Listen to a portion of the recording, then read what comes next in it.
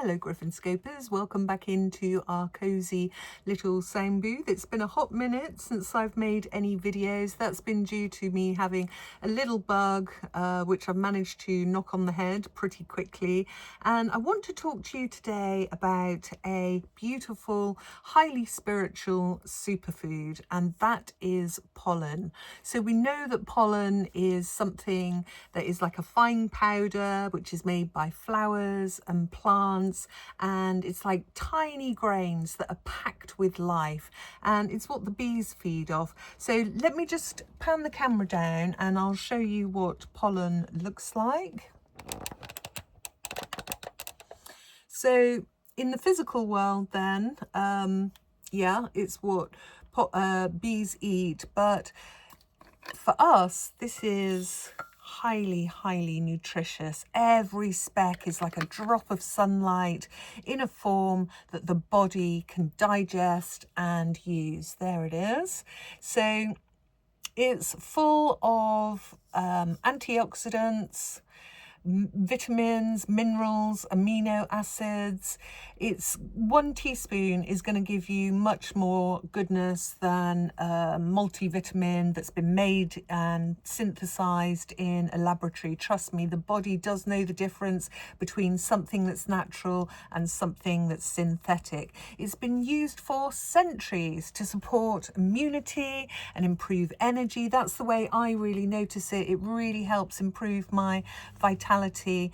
And just 1 teaspoon, you know, in not boiling water, because we want to, you know, preserve those beautiful vitamins, but in warm water.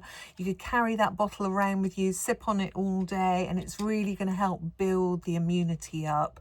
So all made by sun, flowers and bees. In some traditions, sprinkling pollen, sorry, I have got clean hands, is a way of performing a blessing, a way of spreading abundance and joy.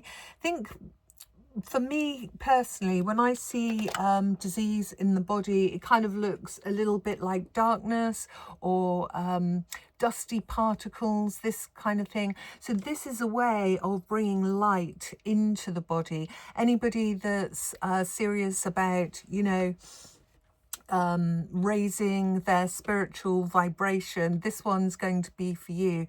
So a teaspoon does go a long way. Anybody with allergies or anything like that, please do your own research. You know, check it out first, build up very slowly. It can be a little bit like a laxative as well, guys. So when I say take it steady, take it steady.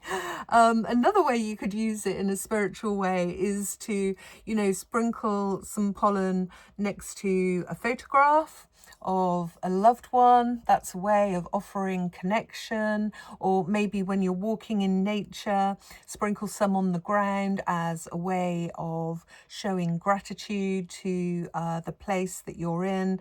Let me know how you go with this one, if you've ever used pollen and how you use it. I would put it in things like smoothies and on oats and granola, that kind of thing. Many different ways to use it, but it's a wonderful product.